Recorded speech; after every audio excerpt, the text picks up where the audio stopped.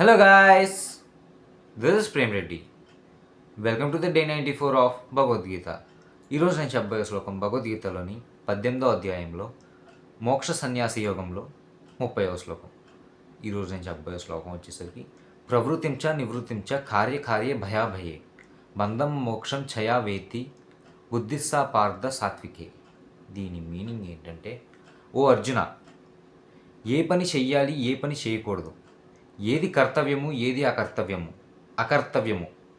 ఒకసారి సరిగ్గా వినండి. ఏది కర్తవ్యము, ఏది అకర్తవ్యం అంటే కర్తవ్యం కానిది. దేనికి భయపడాలి, దేనికి భయపడకూడదు. అలాగే ఏది బంధకారకము, ఏది మోక్షకారకము. బంధానికి ఏది కారణం, మోక్షానికి ఏది కారకం. ఇవన్నీ తెలుసుకున్నప్పుడు ఒక మనిషి ఎప్పుడైతే ఇవి అర్థం చేసుకున్నాడో అప్పుడు తన గుణం సత్వగుణంలో ఉందని చెప్పబడిందనమాట.